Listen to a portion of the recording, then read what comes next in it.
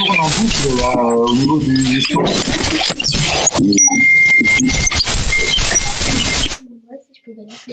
Bonjour. Oui, c'est un bon jour que je souhaite à chacune et à chacun qui nous rejoint ce matin pour ce temps autour de la parole de Dieu. Non pas un bon ou un beau jour en raison de la météo ou d'événements favorables, mais parce que nous pouvons nous réjouir que Jésus-Christ est ressuscité, qu'il est retourné auprès du Père et qu'il intercède pour les siens et qu'il va revenir chercher ses enfants. C'est là notre assurance, à nous qui avons mis notre espérance en Jésus-Christ seul. Alors que vous soyez avec moi dans ces locaux de l'Église évangélique libre de Fribourg ou devant votre écran, en direct ou en différé, sentez-vous accueillis vous-même par le Seigneur. Et pour commencer, j'aimerais remercier aussi tous ceux qui rendent cette rencontre possible, qu'ils soient derrière les boutons de la technique, derrière un micro, derrière une caméra, qu'ils aient mis ces locaux aux normes pour que nous puissions y venir. Alors à tous simplement un grand merci. Et ce matin, nous aurons dans le programme une lecture des psaumes, une présentation plus particulièrement destinée aux enfants, ensuite la prédication, et après quoi je reviendrai pour conclure ce temps. Alors je vous invite pour commencer à une lecture d'un psaume, un des 3 psaumes qui est écrit comme étant une prière de David. Je vous invite à la lecture du psaume 86 à partir du premier verset. Psaume 86. Si vous avez votre Bible, vous pouvez chercher. Je ferai la lecture dans la version du Semeur. Prière de David. Tends vers moi ton oreille, Éternel. Réponds-moi, car je suis pauvre et malheureux. Viens protéger ma vie, car je te suis attaché. Et toi, tu es mon Dieu. Je suis ton serviteur qui se confie en toi. Viens me sauver. Ô Seigneur, fais-moi grâce. Je crie vers toi sans cesse. Réjouis ton serviteur, car c'est vers toi, Seigneur, que je me tourne. Oui, tu es bon, Seigneur, et prompt à pardonner, riche en amour pour tous ceux qui t'invoquent. Écoute ma prière, ô Éternel, sois attentif à mes supplications. Au jour de ma détresse, c'est vers toi que je crie, car tu m'exauceras. Parmi les dieux, Seigneur, nul n'est semblable à toi. Aucun ne pourrait faire ce que tu fais, toi. Et toutes les nations que tu as faites viendront se prosterner devant toi, ô Seigneur. Elles te rendront gloire, car tu es grand et tu fais des merveilles. Tu es le seul vrai Dieu. Enseigne-moi, ô Éternel, à suivre les voies que tu traces, et je me conduirai selon ta vérité. Accorde-moi un cœur qui te révère sans partage. De tout mon cœur, je te louerai, Seigneur mon Dieu. Je te rendrai gloire à toujours, car ton amour pour moi est grand, et tu m'as délivré du gouffre de la mort. Ô Dieu, des orgueilleux se dressent contre moi, des hommes violents en veulent à ma vie. Il n'y a pas de place pour toi dans leurs pensées, mais toi, Seigneur, tu es un Dieu plein de tendresse, qui nous fait grâce et qui est lent à la colère, qui est riche en amour et en fidélité. Tourne-toi donc vers moi et fais-moi grâce. Accorde-moi ta force, à moi qui suis ton serviteur. Oui, viens sauver le fils de ta servante. Accorde-moi un signe de ta bonté, pour que mes ennemis le voient et qu'ils soient dans la confusion. Car c'est toi, Éternel, qui es mon aide et mon consolateur. Je vous invite à la prière. Merci Seigneur pour la possibilité ce matin encore de nous pencher sur ta parole et de t'écouter. Merci de ta fidélité et de ta bonté. Merci parce que tu es ce refuge, tu es ce réconfort. Merci pour ta grandeur, merci pour ta grâce. pour ta bonté, pour ton secours, pour ton amour, pour ta consolation, pour chaque bienfait que tu accordes et parce que tu entends les prières de tes enfants, parce que tu te plais à répondre et à pourvoir. Alors bénis, veille, conduire ce temps. Rends-nous attentifs et réceptifs à ta parole, disponibles pour la recevoir et la mettre en pratique. Dans le beau nom de Jésus-Christ. Amen. Alors après ce psaume d'introduction, nous allons voir un enseignement qui est destiné aux enfants. Mais assurément, chacun d'entre nous a quelque chose à recevoir de cela. Alors, je laisse la place à la vidéo. Nous heureux, c'est être heureux et éviter les problèmes. Nous voulons connaître Dieu, c'est lui le meilleur ami. Les animaux de la jungle vivent plein d'aventures. Docteur Paul nous les raconte et nous on aime bien.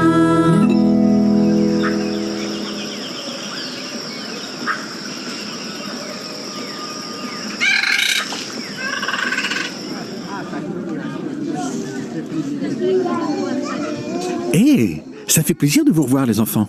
Bonjour Doc. Alors Doc, vous n'avez pas d'histoire à nous raconter aujourd'hui? J'ai toujours plein d'histoires, vous savez. Mais ce ne sont pas juste des histoires comme ça. Oui, on sait. C'est aussi pour nous apprendre des choses. Exactement, Sam. Je veux juste que vous ne vous trompiez pas quand vous avez des choix à faire. Vous savez, il y a des gens qui pensent qu'on peut faire n'importe quoi et que ça n'a pas d'importance. Bah, on est bien libre de faire ce qu'on veut, non? C'est quand même normal que ce soit moi qui décide ce que je veux faire. En tout cas moi, je trouve que c'est pas normal si on peut pas faire tout ce qu'on a envie. Vous avez raison. Chacun a le droit de faire ce qu'il veut. Mais attention, ça ne nous donne pas le droit de faire des bêtises ou de faire du mal à quelqu'un. Parce que quand on fait quelque chose de mal, ça finit toujours par nous rattraper. Même si personne ne le sait?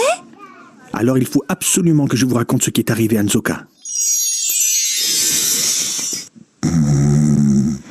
Tu peux pas m'attraper, tu peux pas m'attraper. Arrête, tu me fais mal. Allez, le premier en haut a gagné. Femme, mais qu'est-ce que tu fais? J'ai faim. Dépêche-toi de m'apporter à manger. Il n'y a jamais rien ici. J'en ai assez de ta cuisine. Quoi? Ma cuisine ne te plaît pas? Eh bien débrouille-toi tout seul. Tu vas voir. Je vais aller me chercher à manger moi-même. Eh ben vas-y, mais fais attention, parce que quand tu as faim, tu es prêt à faire n'importe quoi.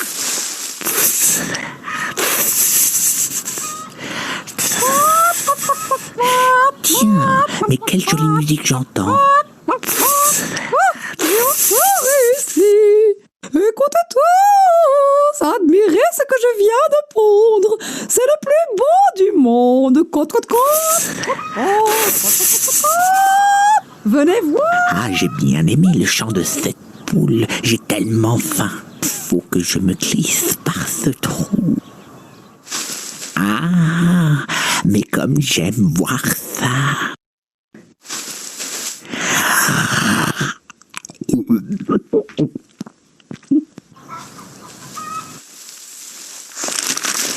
Que c'est doux.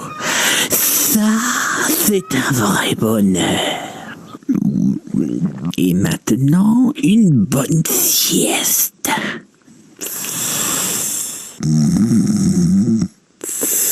Où est-ce que tu es allé? Qu'est-ce que tu as fait? Et pourquoi est-ce que tu dors? Hein? Qu'est-ce qui se passe? Mais tu entends bien mon estomac qui chante de bonheur? Fais attention, Nzoka. Sinon, gare aux ennuis.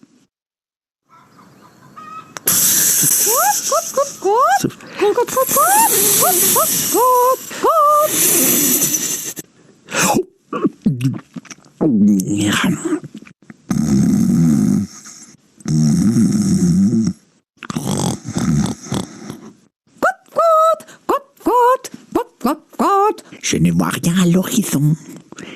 Et hop, encore un repas délicieux. Ah ah, et c'est vraiment facile. Et en plus, tous les jours, c'est un vrai bonheur. Il suffit de venir et de se servir. Et il n'y a aucun risque. C'est juste du plaisir. Du plaisir et un sommeil délicieux.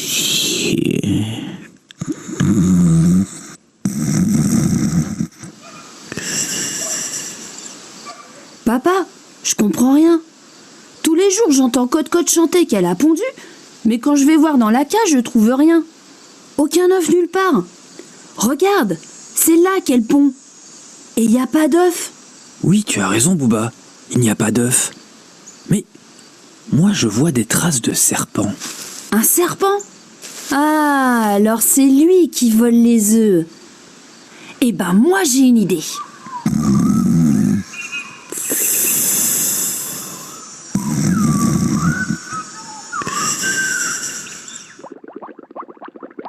Cette fois, je fais cuire cet œuf. Côte, côte, côte, côte, côte, côte, côte, côte, côte. Ça y est, c'est prêt. Maintenant, on a 2 œufs. Un œuf frais et un œuf cuit. Côte, côte, côte, côte, côte, Ah, écoute, côte, côte, côte. ce que tu entends, c'est ma musique. Et elle m'appelle. Stupide serpent! Tu ferais mieux de faire attention, sinon tu finiras par te faire prendre. J'en ai assez d'entendre toujours la même chose. Mais voler, c'est dangereux.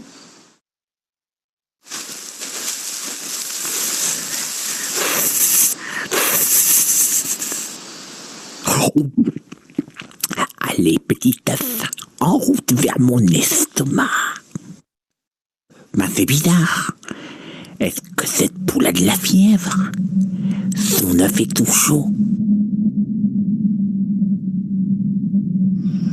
L'œuf est trop dur. Il ne veut pas se casser.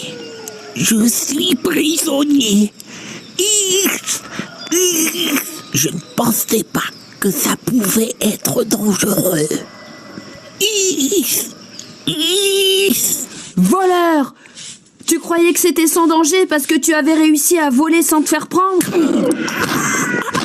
Mais crois-moi, le mal finit toujours par nous rattraper. Il n'a pas voulu m'écouter. Il disait que c'était pas dangereux. Pauvre serpent, c'est terrible de se faire prendre comme ça. Oui, c'est terrible. Mais pour nous, qu'est-ce qu'on apprend de cette histoire?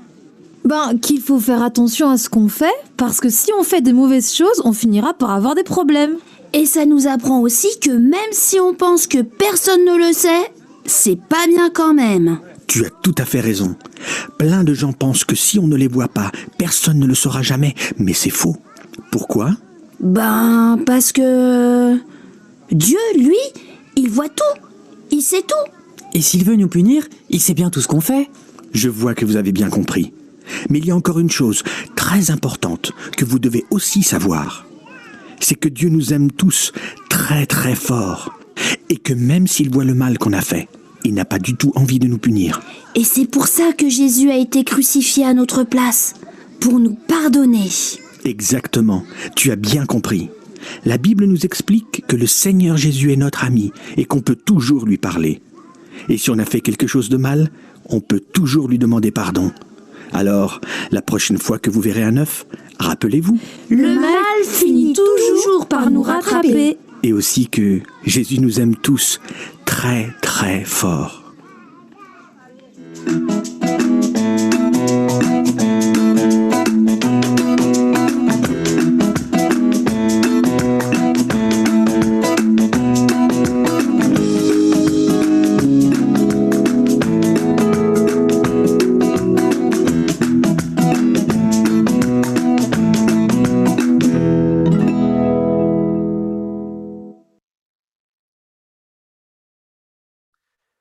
Le texte que nous aborderons ce matin est certainement un texte que beaucoup d'entre vous connaissent par cœur. Il s'agit d'une prière que l'on nomme en général le Notre Père ou l'oraison dominicale. Alors je vous invite à lire Luc chapitre 11, versets 1 à 4.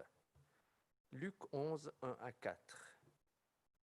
Jésus priait un jour en un certain lieu.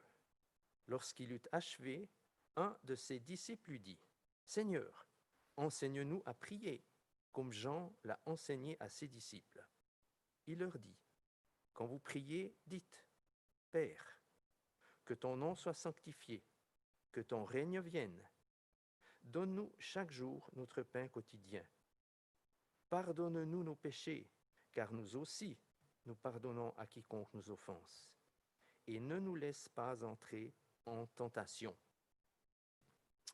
Eh bien, en comparant ce texte à celui qui nous est rapporté dans l'évangile de Matthieu, nous constatons que c'est une version plus courte. Il y a peut-être une explication à cela, mais je laisse consciemment de côté cet aspect parce qu'il me semble que le contenu de la version que nous avons lue est suffisamment riche en enseignements. Jésus était un homme de prière. Luc seul nous rapporte 7 situations où il en est question.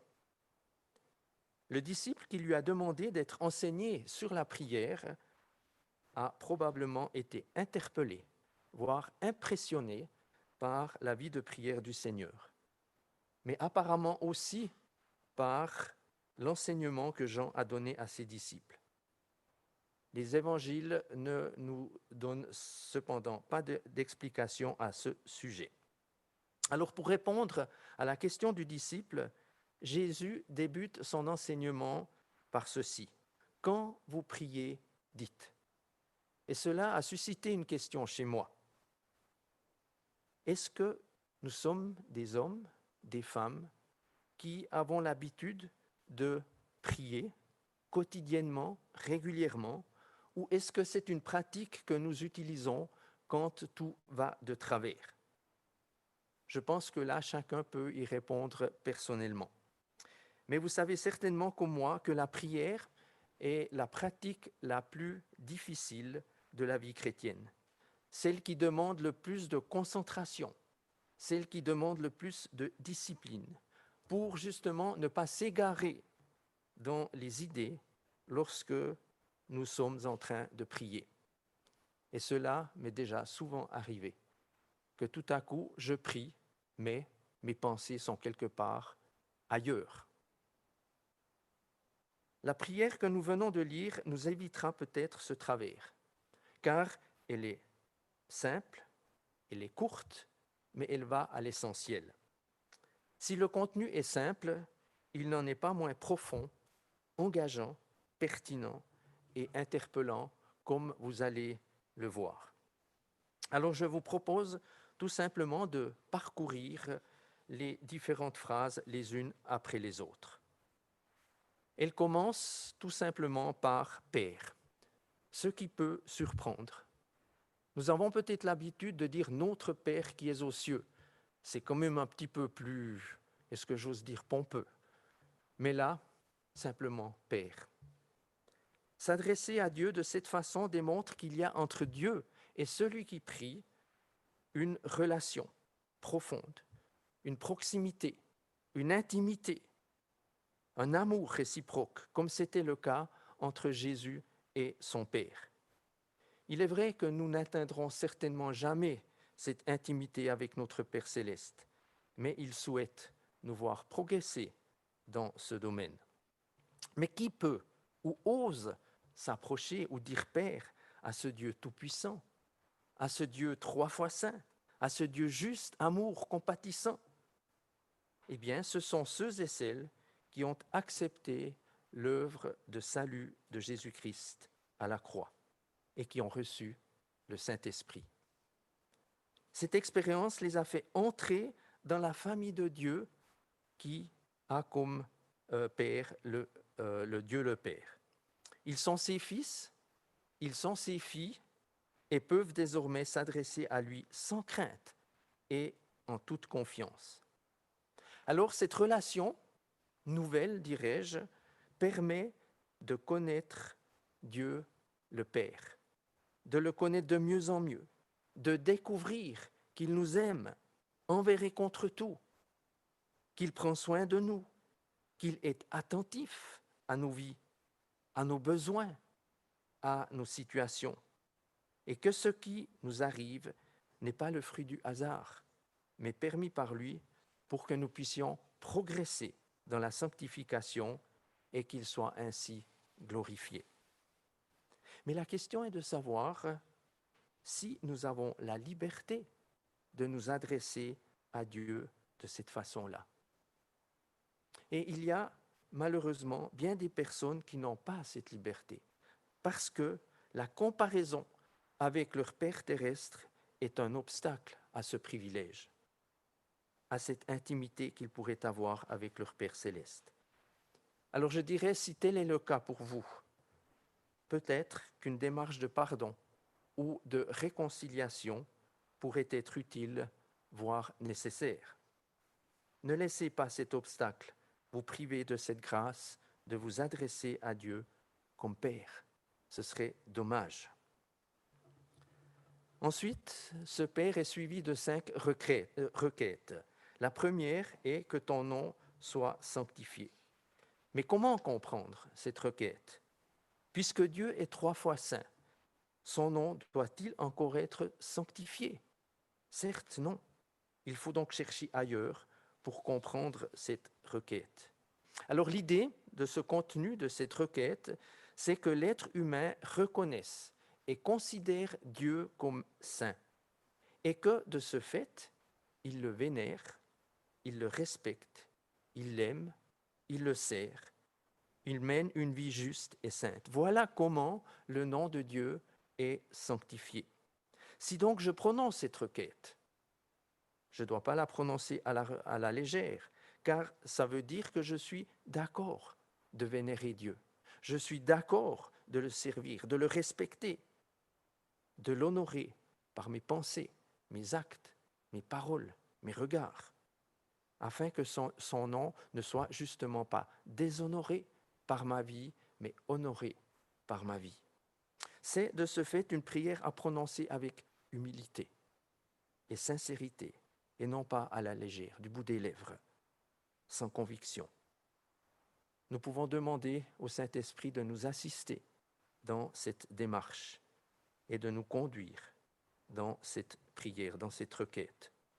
Mais cette requête peut aussi être adressée à notre Père pour l'Église, pour le monde duquel nous faisons partie, afin que l'Église soit un exemple dans ce domaine et que le monde accepte ou redécouvre ou n'oublie pas qu'il a un respect à avoir devant Dieu et qu'il garde ses valeurs. La deuxième requête dit que ton règne ou ton royaume vienne. Mais Jésus n'a-t-il pas dit, car voyez, le royaume de Dieu est au milieu de vous, ou Jean dira, car le royaume des cieux s'est approché. Alors ici, encore une fois, on peut se poser la question, quel est le sens de cette requête? Eh bien, elle demande à notre Père de régner, de dominer dans ma vie, de dominer sur l'Église, de dominer sur le monde.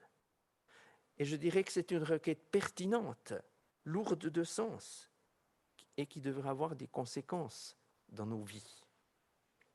Le souhait de tous ceux et celles qui se nomment chrétiens, c'est que leur Père règne dans leur vie, qu'il soit le premier, qu'il soit le souverain, leur Seigneur, leur Maître. Cela implique soumission et respect. Mais nous devons avouer avec humilité que ce n'est pas toujours chose facile de tout placer sous l'autorité de notre Père. Combien vite nous cherchons notre indépendance. Là encore, nous pouvons faire appel au Saint-Esprit pour qu'il nous assiste dans cette démarche. Comme nous venons de le voir, cette requête a une dimension personnelle, mais aussi ecclésiale et universelle. À quoi s'ajoute, je dirais, une dimension eschatologique. En effet, en prononçant cette requête, nous demandons à notre Père céleste qu'il établisse pour l'éternité son royaume, où il n'y aura plus de pleurs, où il n'y aura plus de larmes, plus de péché, plus de guerre, plus de souffrance, plus d'injustice, mais où régnera la paix, l'amour profond, la justice, la sainteté. Que nous puissions adresser à notre Père cette requête avec sincérité, avec humilité et avec soumission, pour nous-mêmes premièrement, mais aussi pour l'Église et le monde. La troisième requête dit ceci: donne-nous chaque jour notre pain quotidien, ou donne-nous chaque jour notre pain nécessaire. Il y a plusieurs choses intéressantes dans cette prière ou dans cette requête. Demander à notre Père notre pain, c'est reconnaître que nous sommes dépendants de lui. C'est être conscient que c'est lui qui nous donne la nourriture, que c'est lui qui nous donne ce dont nous avons besoin, même si nous travaillons pour le gagner. En effet, combien vite le travail s'arrête, combien vite notre santé nous est ravie. Et je pense, ces dernières semaines que nous avons vécues, les uns et les autres, nous l'ont démontré avec fracas. Tout à coup, en quelques jours, tout s'est arrêté. Combien c'est important de se souvenir que nous sommes dépendants de Dieu pour notre pain, pour notre nourriture. La demande se limite au quotidien, ce qui va à l'encontre du souci du lendemain qui nous taraude malheureusement si souvent. Qu'est-ce que je vais manger demain? Qu'est-ce que je vais mettre demain? Je vous invite aussi à lire à ce sujet Matthieu 6, 24 à 34. Notre Père prend soin de nous chaque jour. Aujourd'hui, il prend soin de nous. La demande n'est pas égoïste, mais altruiste. Le chrétien est appelé à penser aux autres dans sa requête, dans sa demande, car il n'est pas seul au bénéfice du Dieu de grâce, du Dieu tout-puissant. Il est solidaire. Et finalement, le Seigneur ne nous encourage pas à demander le superflu, mais ce qui est nécessaire pour chaque jour, ce qu'il faut pour subsister, voire même pour survivre. Et je me souviens une fois, un missionnaire qui était actif en Afrique, si je ne fais erreur, nous a rendu ce témoignage en nous disant, eh bien, c'est vrai, c'est vrai que parfois nous aurions bien aimé manger un bout de viande. Mais il n'y avait pas. Mais on avait ce qu'il fallait pour survivre. Ça m'avait interpellé. J'avais trouvé très intéressant ce témoignage. Alors cette requête, comme les deux premières, interpelle par son contenu. Elle est là pour éliminer de nos cœurs les soucis du lendemain quant à nos besoins de première nécessité. Est-ce que nous prions ainsi avec cette conscience que Dieu prend soin de nous, chaque jour, à chaque instant? Les prochaines requêtes, j'ai fait le choix de les intervertir pour une raison que vous allez découvrir un peu plus tard. Donc la dernière, dans l'enseignement du Seigneur, est donc celle-ci: ne nous laisse pas entrer en tentation. Comment définir la tentation? Nous pourrions le faire ainsi. Elle nous invite à dépasser ce qui est légitime, à sortir de la volonté de Dieu dans le domaine spirituel, moral et matériel. Et je crois que tout chrétien connaît la tentation, que personne n'est immunisé contre cette terrible réalité. Oui, nous sommes tous quelque part vulnérables, parfois. Et nous sommes surtout attaqués aussi par Satan, là où nous sommes fragiles. Mais souvenons-nous que Satan n'est pas simplement un mythe, n'est pas simplement une légende, mais une réalité terrible, qui cependant a été vaincue par Jésus-Christ.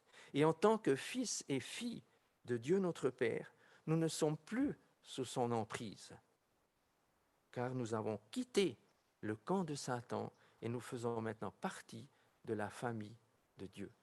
Cette famille qu'il a instaurée par Jésus-Christ, son Fils. Je suis convaincu que notre Père céleste veille sur nous, nous protège, ne nous laisse pas entrer en tentation, mais il nous appelle par la même occasion à collaborer. Alors on peut se poser la question, mais comment? Comment? En fuyant le mal.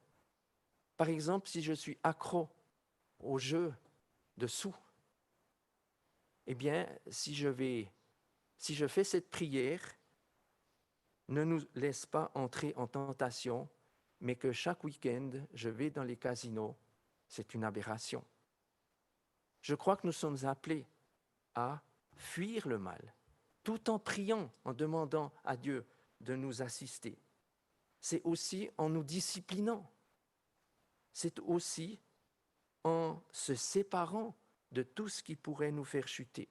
Moi, je me souviens, quand j'étais plus jeune, à un moment donné, j'ai dû me séparer de certains de mes amis qui ne voulaient pas suivre le Seigneur. Donc, j'ai dû faire un choix. Et surtout aussi, nous pouvons collaborer en demeurant en Christ, c'est-à-dire en nous intéressant à la parole de Dieu, en nous intéressant dans cette relation que nous avons le privilège d'avoir avec notre Père. Ce combat, nous devrons le mener jusqu'à notre mort si le Seigneur ne revient pas avant. Donc, encourageons-nous les uns les autres à persévérer. Et maintenant, pour terminer, la 4e requête, qui pourrait à elle seule faire l'objet d'une, voire de 2 prédications. Pardonne-nous nos péchés, car nous aussi, nous pardonnons à quiconque nous offense. J'aimerais ici souligner le « car nous aussi », qui fait le lien entre la demande de pardon et l'accord de pardon. Et chose intéressante, Jésus n'a pas simplement dit dans son enseignement, eh bien, pardonne-nous nos péchés. Il ne s'est pas arrêté là, mais il a continué, car le pardon reçu de Dieu doit avoir des conséquences dans notre vie relationnelle. En tant que chrétiens, nous sommes au bénéfice du pardon de Dieu, et ceci chaque fois que nous nous approchons de lui après avoir péché. Le pardon que Dieu nous accorde a coûté la vie à son Fils Jésus. C'est une chose que nous savons en général. Alors cette expérience et cette connaissance du pardon devraient nous permettre de mettre en pratique le « car nous aussi » lorsque quelqu'un nous a offensés. Et je dirais que refuser de pardonner, c'est grave, car c'est mettre un obstacle sur la route du pardon de Dieu. Vous pouvez lire Matthieu 6, verset 14. Et c'est logique. Moi, je crois qu'il y a une logique là derrière. Car comment puis-je espérer recevoir le pardon de Dieu pour ma rancune, mon inimitié, ma haine que je garde dans mon cœur contre celui qui m'a offensé? Le seul moyen pour obtenir le pardon de Dieu, c'est de reconnaître mon péché et de le confesser et de me repentir. Alors pourquoi sommes-nous parfois si inflexibles, si rigides, si orgueilleux pour ne pas mettre en pratique le « car nous aussi », en sachant le prix que Dieu a payé pour nous accorder son pardon? Combien de situations relationnelles pourraient être réglées? Combien de troubles psychiques, physiques, spirituels, moraux trouveraient un dénouement si le pardon était demandé et accordé? Chers amis, le pardon est quelque chose d'essentiel dans la vie de l'être humain, dans la vie du chrétien. J'en suis convaincu. Alors je souhaite, pour terminer, revenir sur la question de la relation avec notre Père terrestre. Où en sommes-nous quant au pardon accordé à un Père peut-être indigne, égoïste, méchant, absent, sans amour? Je sais que les situations de conflit dans ce domaine, où il y a eu des blessures, ne sont pas faciles à gérer, c'est vrai. Mais souhaitons-nous, et c'est là la question que nous pouvons nous poser, souhaitons-nous un changement? Souhaitons-nous rentrer en relation avec un Père tel que celui-là. Pourquoi? Parce que nous avons découvert un autre Père, celui qui nous aime, celui qui prend soin de nous, celui qui veut nous encourager. Jésus à la croix, Étienne sous une pluie de pierres, ont pardonné à leurs bourreaux. Que serions-nous devenus si Christ avait été rancunier? Avez-vous déjà réfléchi à cette question? Avant d'adresser cette 4e requête à notre Père, réfléchissons pour savoir si le « car nous aussi » est un mensonge ou une vérité. En guise de conclusion, et c'est la raison pour laquelle j'ai inversé les 2 dernières requêtes, c'est que nous allons écouter un chant de Philippe de Courroux qui s'intitule « Tout recommencer ». Et c'est un chant qui reprend le thème du pardon. C'est un chant qui m'interpelle. Et je dois dire, dans cette prière, ce Notre Père, c'est cette notion du pardon qui me touche le plus. Parce qu'elle est essentielle. Essentielle. Alors réfléchissez à cette notion du pardon dans votre vie, face à Dieu, mais aussi face aux autres. Car nous aussi. Bien que le Seigneur nous fasse la grâce de pouvoir le vivre concrètement, pas simplement prier ce Notre Père à la va-vite, mais réfléchir au contenu qui est tellement profond, tellement important pour nos vies.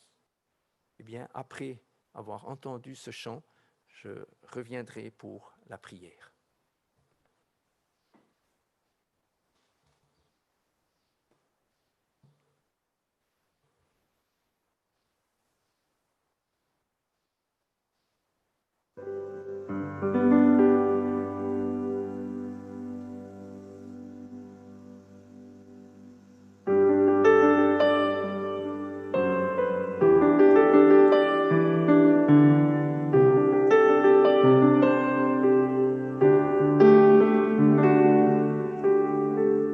L'accorder pour le recevoir, accepter qu'on l'a pas mérité, repartir pour un nouveau départ, par le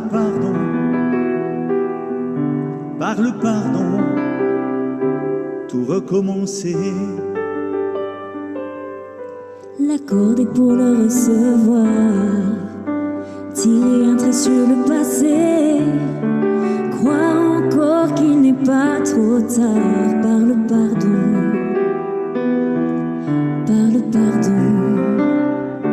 tout recommencer.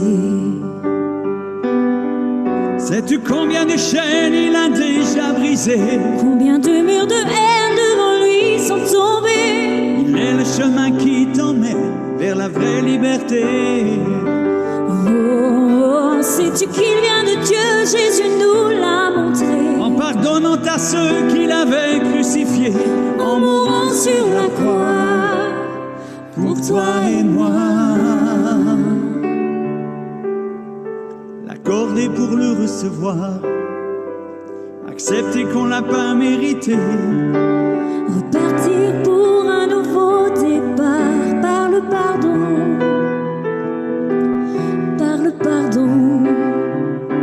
tout recommencer.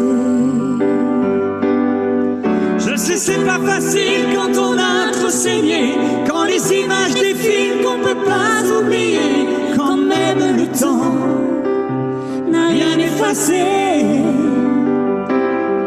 Je sais c'est impossible sans le secours de Dieu, sans sa main visible qui nous bouscule un peu, qui vient nous rappeler qu'il a pardonné. L'accorder pour le recevoir, accepter qu'on l'a pas mérité, repartir pour un nouveau départ, par le pardon,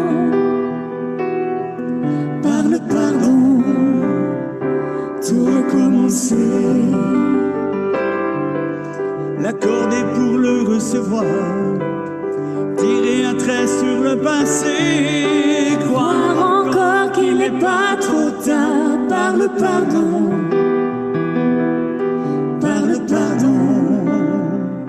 tout recommencer, par le pardon, tout recommencer, par le pardon, tout recommencer, par le pardon, tout recommencer.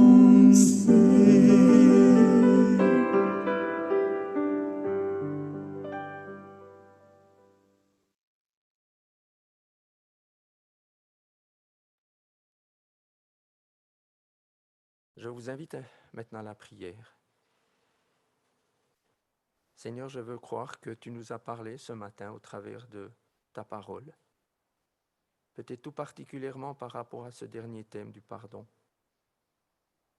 Seigneur, œuvre dans nos relations, œuvre dans nos situations, pour que nous soyons peut-être enfin d'accord, d'accorder le pardon pour le recevoir, comme ce chant vient de le dire. Mais Seigneur, que nous puissions aussi prier ce Notre Père avec conviction, avec reconnaissance, mais aussi avec humilité. Oui, Père, merci. Merci parce que tu es là. Merci parce que tu prends soin de nous. Merci parce que tu es un Dieu extraordinaire. Et j'aimerais te louer et t'adorer au nom de ton Fils Jésus. Amen.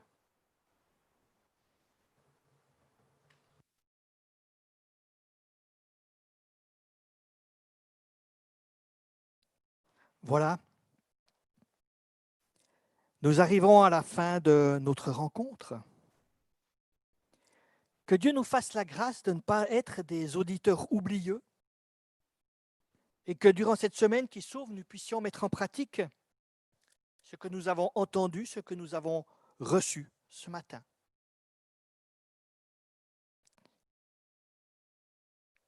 Cette bénédiction que vous trouvez en 1 Thessaloniciens est celle que je nous souhaite pour la semaine à venir.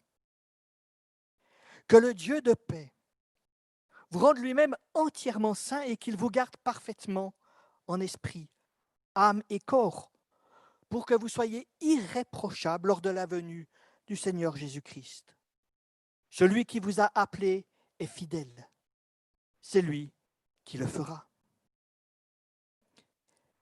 Nous vous souhaitons une bonne semaine aux uns et aux autres. C'est ici que nous allons terminer le direct sur YouTube. Et puis pour les personnes qui sont sur Zoom, nous allons continuer quelques instants afin que vous ayez la possibilité de vous saluer les uns les autres.